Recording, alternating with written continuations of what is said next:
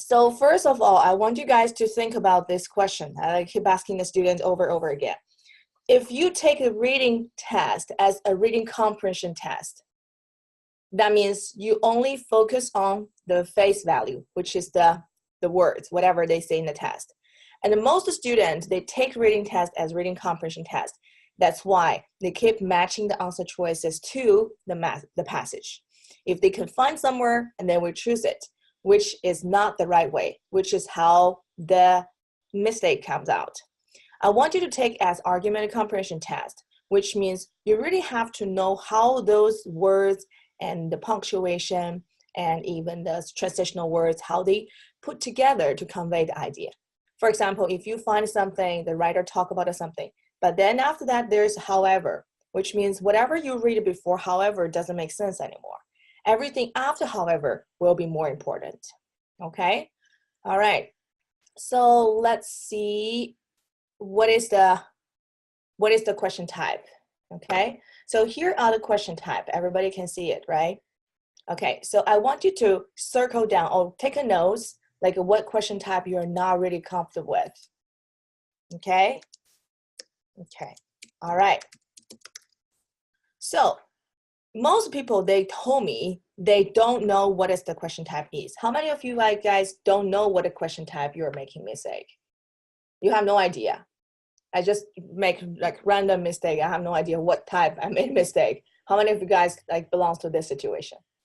You can show me your teeth or show me your hands or whatever. Yeah, okay, cool. Teeth is better in case you don't want to smile to me. All right, so if you don't understand, you need to figure out after my 2 classes. And then whenever you make a mistake, trust me, you follow what I say, you got 1,550 above.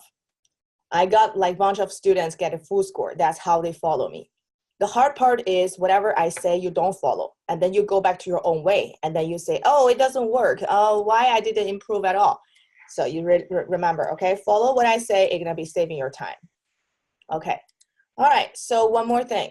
I want you guys to think about a percentage. Like what I said before, all the percentage change. This is the latest part. For example, the June test, for example, the August test, purpose question took 25%. If you're really bad in purpose question, they ask you like, oh, what is the purpose? Why did you do that in order to do something?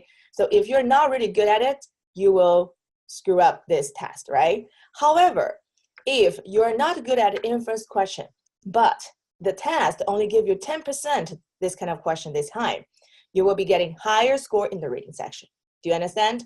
So find out what question type and focus on it, figure out.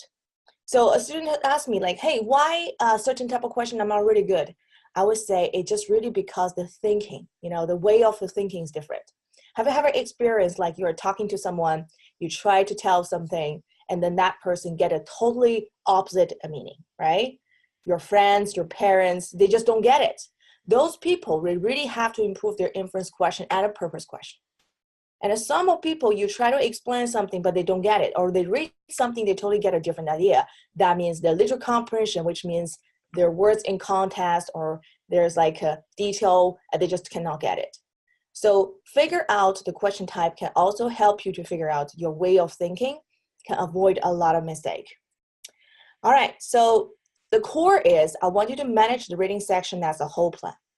For the August test, some students told me they didn't get a good score is because they spent too much time on one passage. And then when it's come to the next passage, which is really easy, but they don't have time anymore. So I want you to give up. Whenever you figure out you can't get it, just give up. Go to the rest of them. Okay, so remember, you're not getting every single question right. You are getting most of them right, okay? Because they have the tolerance of the mistake, and also they have the curves. For example, for August test, if you miss only one, you still have chance to get a full score. But in June, if you miss only one, you miss 25 in the score.